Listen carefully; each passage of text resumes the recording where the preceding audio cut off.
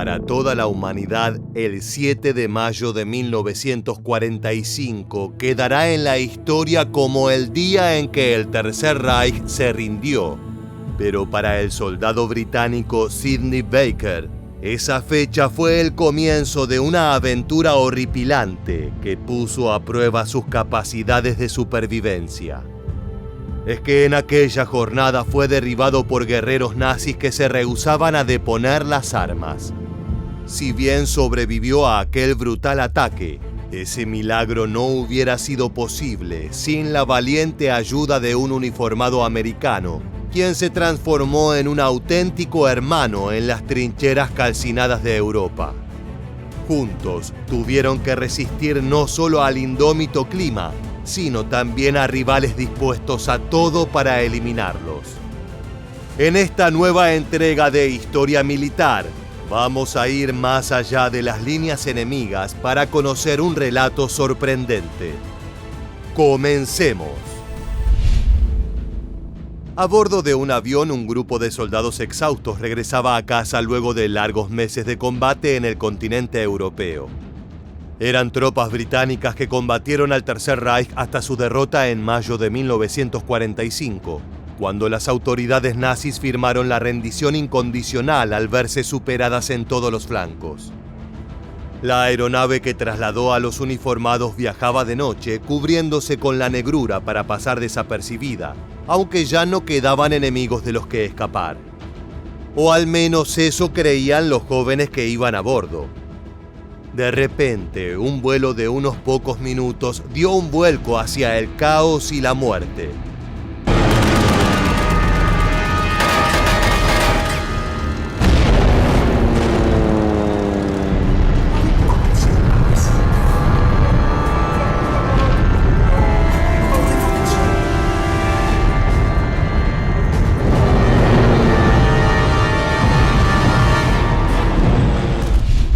Un grupo de pilotos germanos rebeldes que se rehusaban a aceptar la derrota catastrófica de Adolf Hitler y su reino de terror, decidieron abrir fuego sobre la nave de transporte británica. El ataque fue tan sorpresivo como certero. Los proyectiles de las ametralladoras penetraron en las alas y los motores, provocando una explosión impresionante que iluminó el cielo nocturno. Aquellos luceros no eran fuegos artificiales. Eran las vidas de varios jóvenes apagándose en simultáneo. El resultado fue mortal. Prácticamente todos a bordo del transporte fallecieron, salvo por un afortunado muchacho llamado Sidney Baker. El descenso fue violento y doloroso. Solo un paracaídas se interponía entre el joven y una muerte certera. Cuando Baker recobró la conciencia, comprendió lo que había ocurrido, pero no sabía dónde se encontraba. Colgaba de un árbol y desde la altura podía ver los cuerpos sin vida de sus compañeros. El destino no había sido tan amable con ellos. En el aire aún se escuchaban los zumbidos amenazantes de las aeronaves alemanas que patrullaban el área como cazadores de los cielos. Ese sonido lo hizo reaccionar. Tenía que bajar y para ello era necesario cortar las cuerdas del paracaídas.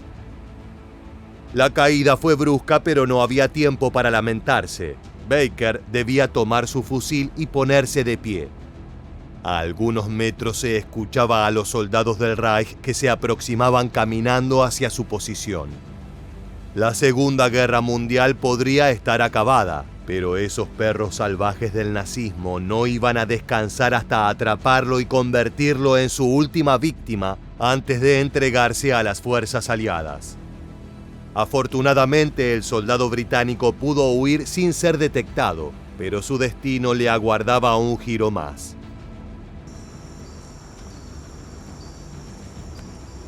Komm mit deinen Händen hoch. Lass die Waffe fallen. I'm sorry, I don't understand. Come with your hands up. Drop the gun. I'm dropping the gun. Down on your knees.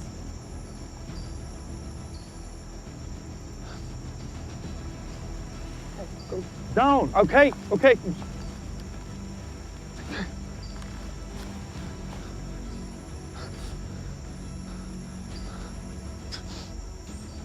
I'm just reaching in for paper. Letter. Come on. Can you give it to my family, please? Sidney Baker estaba convencido de que había llegado su final, que ese bosque europeo sería su tumba y que aquel verdugo alemán solo esperaba el momento correcto para jalar del gatillo. Incluso le quiso entregar una carta que había garabateado, en la cual se despedía de todos sus seres queridos, a quienes había dejado atrás hacía mucho tiempo cuando se marchó rumbo al frente de combate. En este tipo de situaciones todo parece perdido. No hay manera de enfrentarse a un rifle que apunta directo a tu corazón. Es entonces cuando la suerte entra en juego, y en este caso tenía ojos claros y acento americano.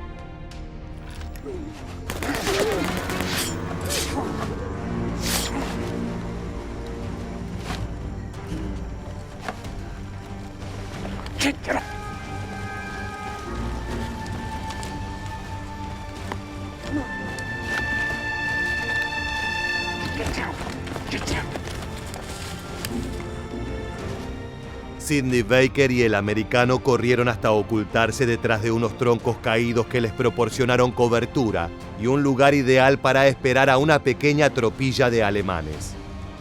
El escuadrón germano había sido alertado del derribo de un avión repleto de soldados británicos y tenían la orden de completar la faena eliminando a cualquier posible sobreviviente.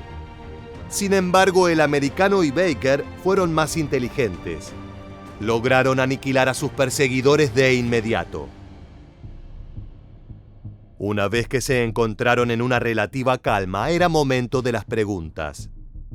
El soldado norteamericano se llamaba William Summers y su escuadrón fue aniquilado por los nazis en las semanas previas a la rendición del Tercer Reich. En cuanto al equipo inglés, todos murieron en el violento aterrizaje. Summers se encargó de comprobarlo. Vio con sus propios ojos cómo muchos de los compañeros de Baker fallecieron debido a las graves heridas sufridas y a la falta de atención médica. De acuerdo con el estadounidense, el mejor curso de acción era escapar y matar a cuanto alemán se cruzara en su camino, pero esa estrategia era mucho más fácil de decir que de llevar a cabo. Después de todo, eran solo 2 hombres con armamento y municiones limitadas en una zona desconocida. ¿Quién sabía a cuántos kilómetros se encontraban de la próxima ciudad bajo control de los aliados? Pese a las diferencias entre ambos hombres, acordaron que la única forma de sobrevivir en esa región hostil era colaborar y seguir juntos en caso de tener que acabar con enemigos germanos. Afortunadamente, el contexto natural sirvió de refugio y les permitió pasar desapercibidos durante gran parte de su travesía. Baker y Summers decidieron que lo mejor era marchar hacia el oeste. Allí podrían encontrar algún poblado libre en el cual refugiarse para luego contactar a sus compañeros aliados y ser llevados a casa. El problema era que el bosque no solo estaba repleto de vegetación y árboles, sino también de soldados alemanes que habían desertado y no iban a obedecer las políticas de rendición incondicional. En su corazón aún ardían las llamas del odio encendidas por Adolf Hitler y no pretendían apagarlas en el futuro inmediato.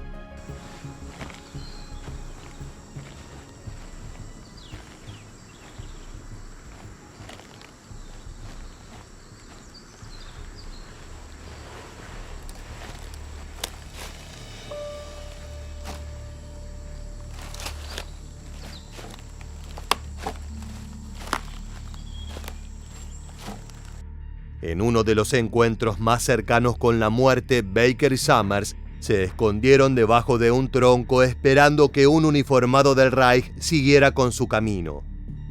Dejar que se marchara era una mejor elección que asesinarlo, corriendo el riesgo de que gritara o abriera fuego.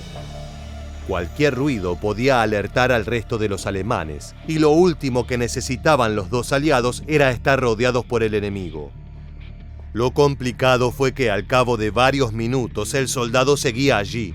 Era momento de pasar a la acción para asegurarse de que no pudiera emitir ningún tipo de sonido.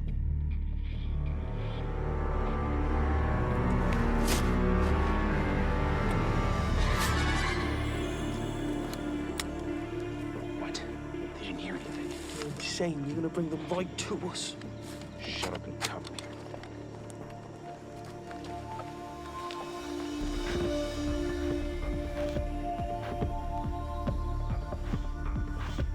Christoph? Wo bist du?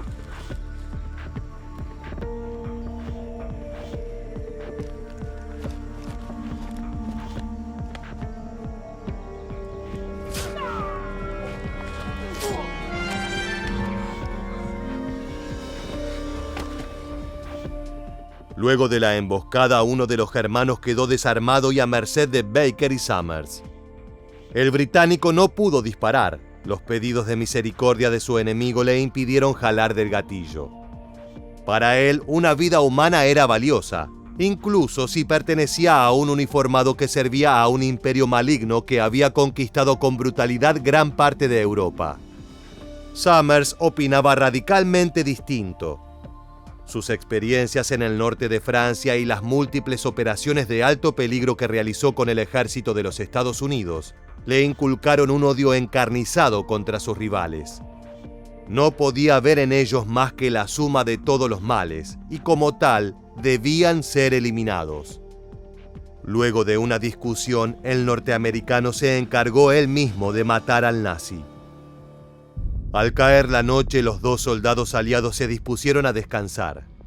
Sin linternas les sería imposible seguir, pero además necesitaban recuperar fuerzas, ya que les esperaban largas jornadas de caminata en terrenos para nada amigables. Aquella velada fue tranquila, solo los ruidos de la naturaleza cortaron el silencio. Cuando se sintieron seguros de que no había enemigos en las proximidades, ambos hombres conversaron sobre sus vidas antes de la Segunda Guerra Mundial. En esas charlas se conocieron en profundidad, se compartieron fotos de sus familias y se prometieron sobrevivir para reencontrarse con sus seres queridos. Al día siguiente marcharon con tranquilidad hasta que se toparon con una segunda tropilla de nazis que se encontraba patrullando el bosque en búsqueda de algún sobreviviente del derribo original. Esta vez no podían esconderse ni escapar, los superaban en número, por lo que para volver a casa en una sola pieza, tenían que pensar una estrategia guerrillera de inmediato. Fue entonces cuando Summers tuvo una idea altamente peligrosa, pero que de funcionar sería la diferencia entre la vida y la muerte. El plan era simple. El norteamericano le robaría la ropa al cadáver de un alemán fallecido para presentarse como un nazi más. Oh, Klaus hat ihn Freundin. Klaus? Klaus! Scheiße!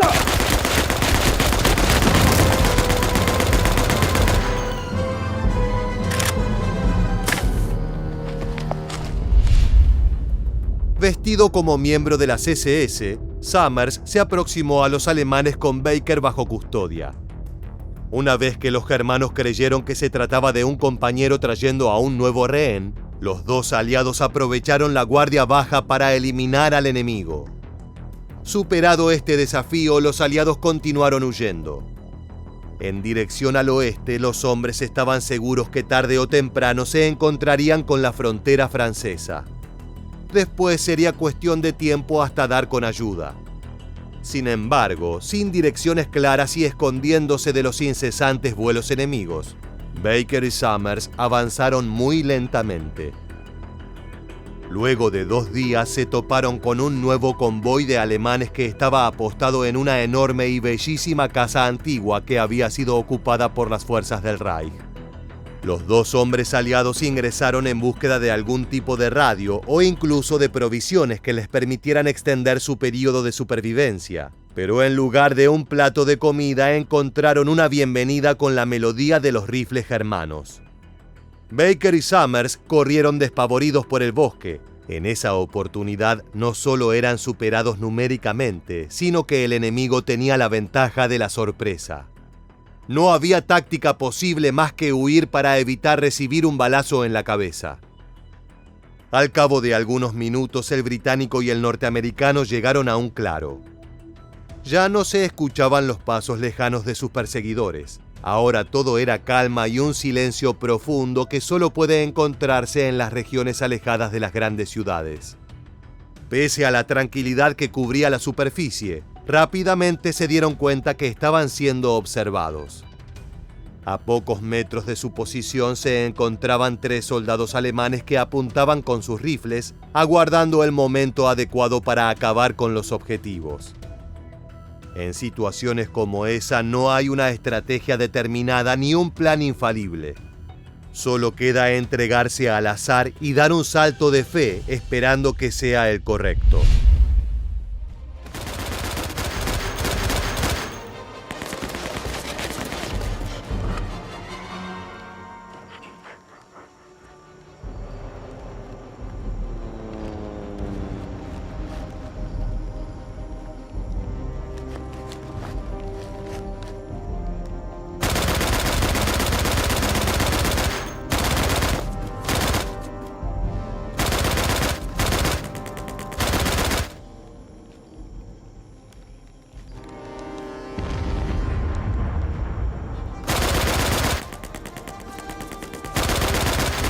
La coordinación y la confianza dieron sus frutos. Ambos soldados pudieron repeler el ataque, aunque no sin grandes dificultades. Las municiones comenzaron a acabarse y las balas del enemigo impactaban cada vez más cerca. Era cuestión de tiempo para que un cartucho germano diera en el blanco, y así fue. Luego de la balacera se percataron que ambos estaban heridos, aunque Summers se había llevado la peor parte con impactos en su pierna y su torso. Pese a la pérdida de sangre, el norteamericano, un hueso duro de roer, insistió en seguir caminando hasta dar con un lugar seguro. Sin embargo, el cuerpo humano tiene un límite, y luego de horas de recorrido, Summers se rindió. I got a family.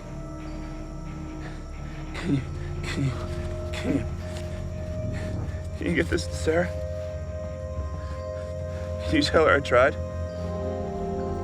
I tried real hard. And my boy. Get this to my boy. His name's Jake. You tell him I tried. La terrorífica aventura que te estamos narrando no es un suceso histórico, sino que se trata de algunos de los momentos más impactantes de la película Más allá del límite, del director norteamericano Jason Mills. Elegimos contarte el final más adelante, ya que primero analizaremos los eventos que están inspirados en historias reales de soldados británicos que lucharon en suelo europeo y se vieron cara a cara con tropas germanas. Las experiencias de aquellos valientes hombres sirvieron de inspiración no solo para la obra de Mills, sino para tantas otras ficciones que rinden homenaje al sacrificio de los soldados aliados en la Segunda Guerra Mundial. Al analizar los fallecimientos que acontecieron durante ese conflicto, las cifras son apabullantes. Se estima que 40 millones de personas perdieron la vida, sumando a los caídos en todos los bandos y frentes. La nación que más víctimas contó a nivel militar fue la Unión Soviética, en parte debido a que chocó directamente con algunas de las unidades germanas más feroces. Según datos oficiales, Moscú sufrió la muerte de alrededor de 8.700.000 soldados. De ese total, 1 millón cayeron solo en la batalla de Stalingrado, una de las contiendas que cambió el curso de la guerra y detuvo el avance alemán. Los nazis no se quedaron atrás, pues se despidieron en el mismo lugar de 600.000 de sus combatientes. En cuanto a los Estados Unidos, de los 405.000 soldados que murieron en la Segunda Guerra Mundial, la gran mayoría lo hicieron entre 1944 y 1945, los años de mayor actividad de las tropas del tío Sam. Por otra parte, Gran Bretaña reportó 487.950 caídos, ocupando los primeros puestos en cuanto a sacrificio humano. Justamente los países nativos de Summers y Baker, los protagonistas de este video. En la película de Jason Mills, uno de los aspectos más interesantes es la relación de hermandad y constante choque que hay entre el soldado inglés y el norteamericano. Lo cierto es que durante el conflicto ambos países tuvieron un contacto muy cercano, hasta el punto que fue Inglaterra el lugar de partida de las primeras tropas yanquis que combatieron en Europa.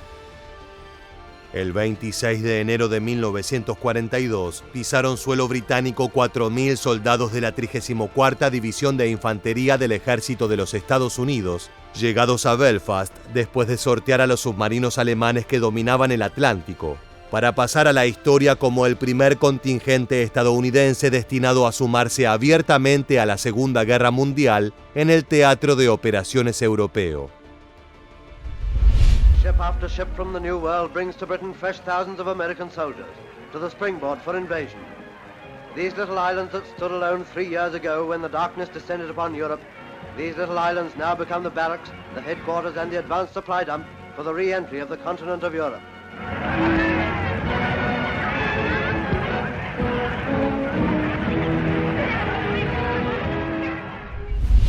Pese al fervoroso recibimiento, ellos no fueron los primeros en llegar a Reino Unido. La diferencia es que arribaron a sus costas oficialmente como tropas de combate listas para luchar contra Adolf Hitler.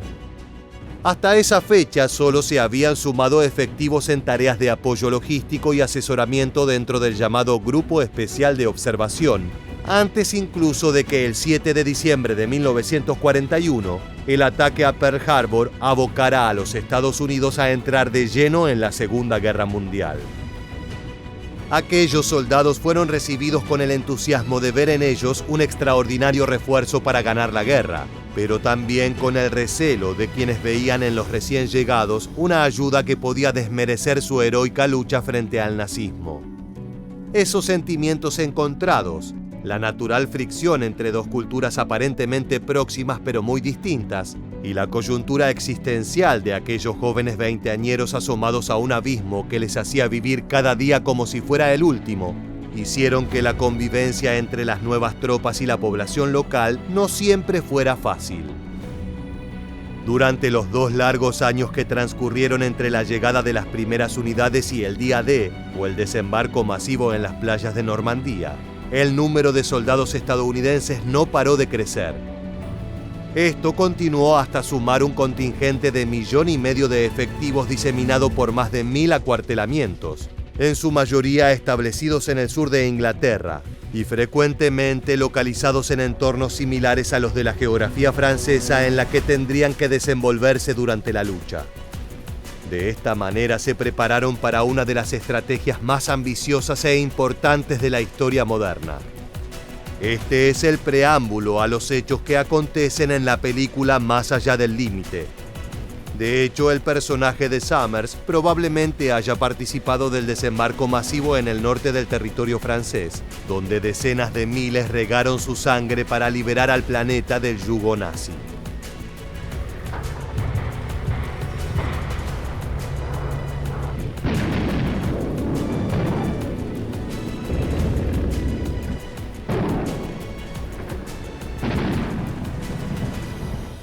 El esfuerzo titánico por agrupar a la fuerza invasora lo más cerca posible de sus objetivos y en las mejores condiciones, transformó al Reino Unido en una gigantesca instalación militar a la que llegaban sin cesar nuevos efectivos.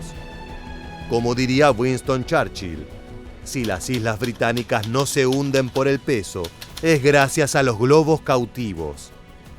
Se trataba de esos dispositivos inflables unidos a tierra por cables de acero que han llegado hasta nosotros en las imágenes icónicas del día D como elementos de protección de las tropas terrestres frente a las incursiones de la aviación enemiga.